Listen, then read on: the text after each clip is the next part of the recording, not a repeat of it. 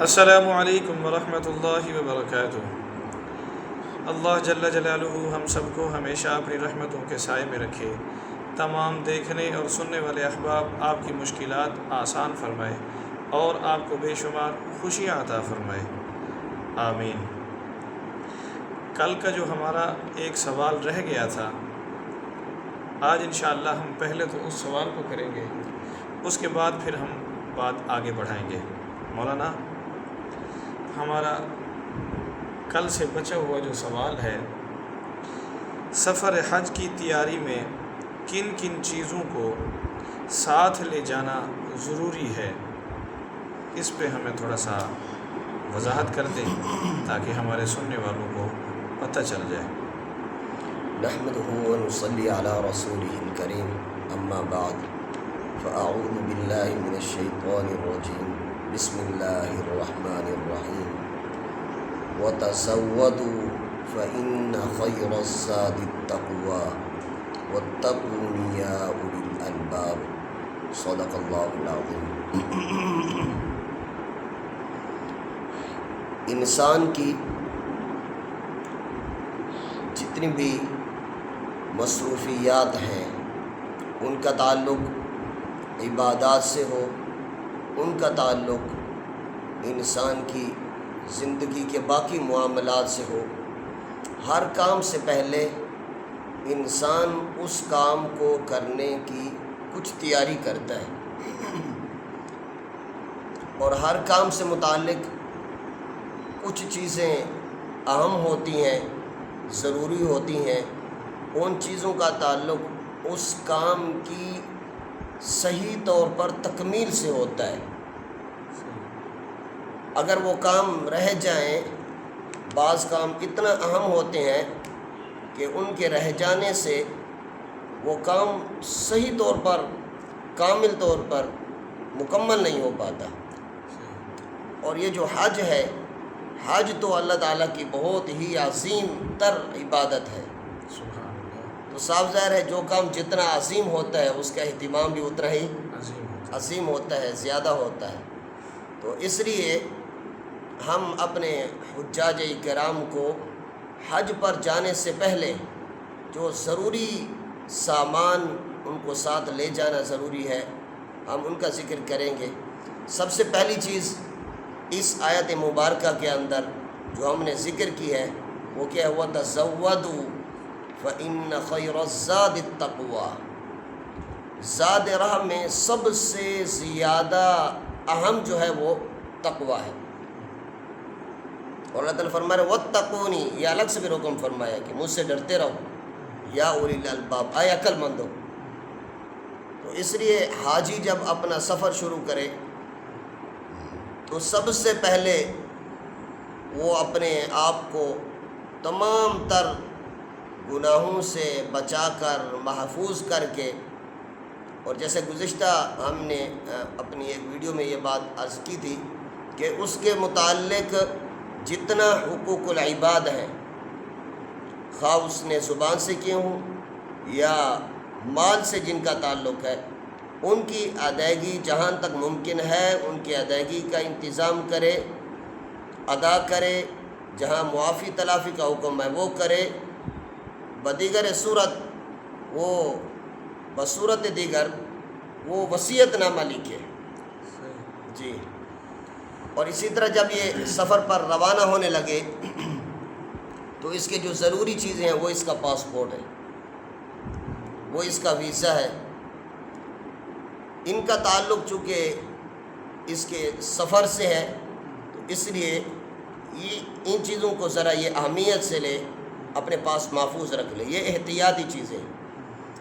اسی طرح اس کے پاس حج کے مسائل سے متعلق کوئی کتاب، کوئی رسالہ یہ ضرور ہو، اور اس رسالے سے پہلے یہ جب حج کی تیاری کر رہا ہے تو کسی مضبوط اور مستند عالم اور مفتی صاحب جو پہلے سے حج اور عمرے سے ہو کر آئے ہوں، ان سے یہ حج پر جانے کے، حج ادا کرنے کے مسائل پہلے سیکھے، پہلے سیکھ لے، پھر اس کے بعد کتاب بھی اپنے پاس رکھے اور مسلسل مفتی صاحب سے، مضبوط عالم سے رابطے میں بھی رہے. قدم قدم پر یہ سفر ایسا ہے ان میں مسائل کے پوچھنے کی ضرورت پڑتی ہے، اس لیے ان چیزوں کا اہتمام بہت زیادہ ضروری ہے. اور اس کے ساتھ ایسی کتاب جس میں ہر موقع محل کی مسنون دعائیں اور موقع محل کے عبادات کا جو طریقہ ہے لکھا ہوا ہے، وہ کتاب بھی اپنے پاس رکھیں. اور اسی طرح یہ چونکہ سفر تقریباً 1 مہینہ اس سے کم و بیش اکثر ہوتا ہے، تو اس لیے احتیاطی طور پر یہ اپنے پاس سوئی دھاگا بھی رکھے. اور اسی طرح اپنے پاس زائد کچھ بٹن بھی رکھے کہ جب یہ حالت احرام میں نہیں ہوگا، سادہ لباس میں ہوگا، تو ممکن ہے اس کو ان کی ضرورت پڑے تو یہ اپنی ضرورت کو وہاں پورا کر سکے. اور اسی طرح اس کے پاس ایک جائے نماز ہو، جی جائے نماز بھی اپنے پاس رکھے. اور اسی طرح ہو سکے تو گلاس بھی اپنے پاس رکھے. اور اسی طرح چونکہ یہ سفر حج کا سفر پیدل چلنے کا سفر ہے، ہاں اس میں طواف پیدل ہے، اس میں بسا اوقات مکہ مکرمہ سے آج کل اگرچہ گاڑیوں کی سہولت ہے لیکن پھر بھی پیدل چلنا پڑتا ہے. عرفات میں، پھر مزدلفہ میں، پھر مینا میں، پھر مکہ مکرمہ آنا. انشاءاللہ جب ہم آگے چلیں گے تو گھر سے لے کر واپسی تک جو ایک مسلسل ایک طریقہ کار ہے وہ بھی انشاءاللہ ہم بیان کریں گے. ان کا جو حج کے جو ایام شروع ہوتے ہیں 8 ذی الحجہ سے، تو انشاءاللہ پہلے انہوں نے کہاں جانا ہے، پھر کہاں، وہ انشاءاللہ موقع پر اللہ تعالیٰ کی توفیق سے انشاءاللہ ہم بیان کریں گے. تو یہ چونکہ سفر چلنے کا ہوتا ہے اس لیے اس کے پاس رنگین چشمہ بھی ہونا چاہیے تاکہ دھوپ ان کی آنکھوں پر اثر نہ کر سکے. شریعت کتنی ہماری یعنی انسان کو احتیاطی تدابیر، یہ شریعت کا باقاعدہ حصہ ہے. ہاں یہ جائے نماز ضرورت ہے، اس کو اپنے پاس رکھے. رنگین چشمہ دھوپ سے بچنے کے لیے ضرورت ہے، اس کو اپنے پاس رکھے. اسی طرح گرمی کا موسم ہوتا ہے تو چھتری اپنے پاس رکھے. چونکہ حاجی احرام کی حالت میں سر کو نہیں ڈھانپ سکتا لیکن چھتری سے اپنے سر پر سایہ کر سکتا ہے. جی وہاں رومال ٹوپی پگڑی تو نہیں پہن سکے گا، ننگے سر ہوگا. اور مکہ کی گرمی تو مشہور ہے پھر. اور آج کل موسم، آج کل ویسے مئی کے مہینے میں آ رہا ہے حج، اور کچھ زمانہ جون کے بھی کچھ ایام اس میں آئیں گے، تو یہ تو ذرا گرمی کے جوبن کے دن ہیں.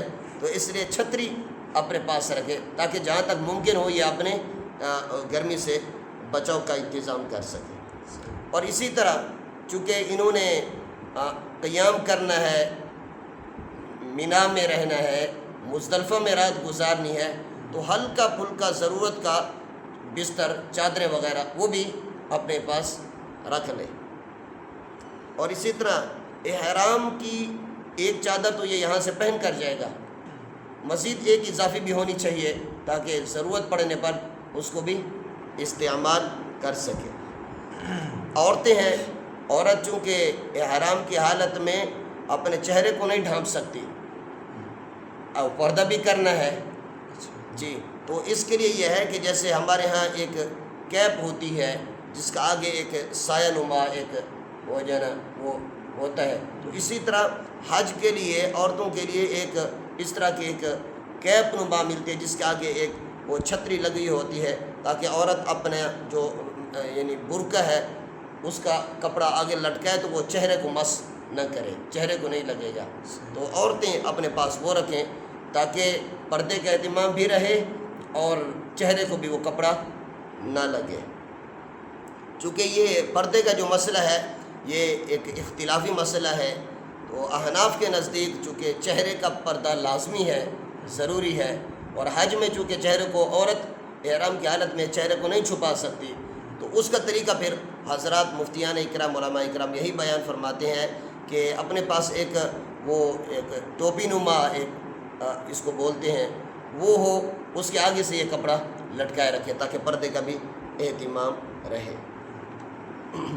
اور اسی طرح مرد حضرات چونکہ احرام میں چادریں استعمال کرتے ہیں اور یہ حج کا زمانہ بہت زیادہ رش کا زمانہ ہوتا ہے، تو اس لیے پھر یہ اپنے پاس ایک چمڑے کا پٹا ملتا ہے، وہ بھی اپنے پاس رکھ لے تاکہ اپنے اس احرام کو بھی مضبوطی سے باندھ لے، اور جو ضروری اس کے قیمتی کاغذات ہیں اپنے پاس وہ بھی رکھ لے، اور اسی طرح تھوڑی بہت رقم جو اس کی ضرورت کی ہو وہ بھی رکھ لے۔ اور اسی طرح رقم سے متعلق حضرات علماء کرام نے یہ تدبیر لکھی ہے کہ حاجی صاحب اپنی جتنی ضرورت کی رقم یہاں سے لے کر جائیں تو ساری کی ساری رقم اپنے اس ہمیانی میں، اس چمڑے میں نہ رکھیں، بلکہ اپنے سامان میں 2 سے 3 جگہ اس کو تقسیم کر دیں۔ ہاں، چونکہ ممکن ہے انسان ہے کہیں کوئی چیز گر جائے تو اگر ساری اکٹھی ہوگی تو ساری گم ہو جائے گی، پھر یہ پریشان ہو جائے گا، تو اس لیے 2 سے 3 جگہ اس کو رکھ لے اور پھر اپنی ضرورت کے بقدر اس کو استعمال کرتا رہے۔ اور اس کے جو ضرورت کے کپڑے ہیں وہ کم از کم 4 سے 5 سوٹ ان کے پاس ہوں، اس سے زیادہ نہ لے جائیں۔ ہاں جی، کیونکہ پھر اس نے سفر کرنا ہے، سامان کو اٹھانا رکھنا یہ بھی مسئلہ بنتا ہے۔ اسی طرح جوتے، چونکہ وہاں طواف کے علاوہ سعی کے علاوہ جوتے استعمال کرنے ہوتے ہیں، تو جوتوں کے یہ 2 جوڑے ساتھ لے جائیں کم از کم، اور پھر ان جوتوں کو سنبھالنے کے لیے بھی اس کے پاس الگ سے ایک تھیلا ہو، کیونکہ ہجوم بہت زیادہ ہوتا ہے، ایک جگہ جوتا رکھنا، پھر وہاں سے اٹھانا، پھر جوتوں کا گم ہونا، پھر بھول جانا، یہ بڑے مسئلے۔ ہر وقت جوتے اپنے پاس رکھیں، تھیلے میں ہوں، مضبوط ہوں، تاکہ کسی قسم کی کوئی پریشانی نہ ہو۔